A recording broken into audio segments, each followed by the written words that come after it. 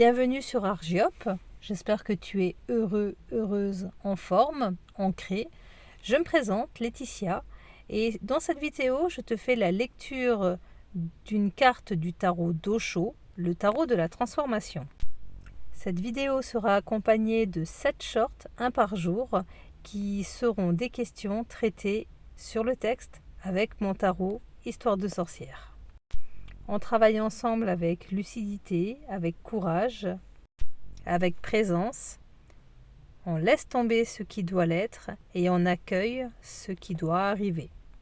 Plongeons ensemble dans cette énergie de transformation. C'est parti! La lumière sur le chemin. Le philosophe, le mystique et l'orage.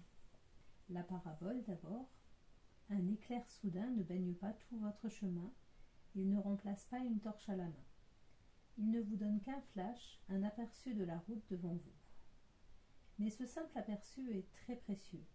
Désormais votre pas est assuré, désormais votre volonté est forte et votre résolution d'atteindre la destination est renforcée. Vous avez vu la route, vous savez qu'elle est là et que vous n'irez pas sans but. Le temps d'un éclair et vous avez un aperçu du chemin que vous devez suivre jusqu'au temple, la destination de votre voyage. Voici l'histoire. J'ai entendu parler de 2 hommes qui, par une nuit noire, s'étaient perdus dans une forêt.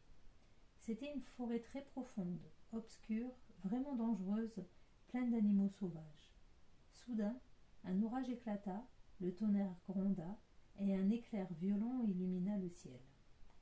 Le philosophe regarda le ciel, le mystique regarda le chemin. Au moment de l'éclair, le chemin devant lui s'illumina. Le philosophe regarda l'éclair et se demanda « Que se passe-t-il » Et il ne vit pas le chemin. Vous êtes perdu dans une forêt bien plus dense que celle de cette histoire. La nuit est plus sombre encore. Parfois un éclair de lumière apparaît, mais ne quittez pas le chemin des yeux. Un Chuang Tzu est un éclair de lumière. Un Bouddha est un éclair de lumière. Je suis un éclair de lumière. Ne me regardez pas moi, regardez le chemin. Si vous me regardez, vous avez déjà échoué, parce que l'éclair ne dure pas. Il n'est là qu'un instant. Et il est si rare que l'éternel pénètre le présent. C'est comme un éclair. Si vous regardez l'éclair, si vous regardez Bouddha, et un Bouddha est magnifique, son visage fascine, ses yeux sont magnétiques. Si vous regardez Bouddha, vous ne voyez pas le chemin. Regardez le chemin, oubliez Bouddha.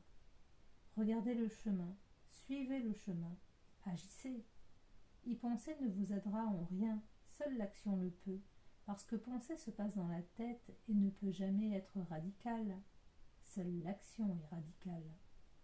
Intéressez-vous à la vie. Vivre est ce qu'il y a de plus important. Arrêtez d'accumuler des informations sur ce qu'est la méditation. Méditez. Cessez de vous informer sur ce qu'est la danse. Dansez. Il existe des encyclopédies entières sur la danse, mais tout cela est totalement inutile si vous ne dansez pas vous-même. Jetez toutes ces encyclopédies. Libérez-vous de tout ce savoir et mettez-vous à vivre.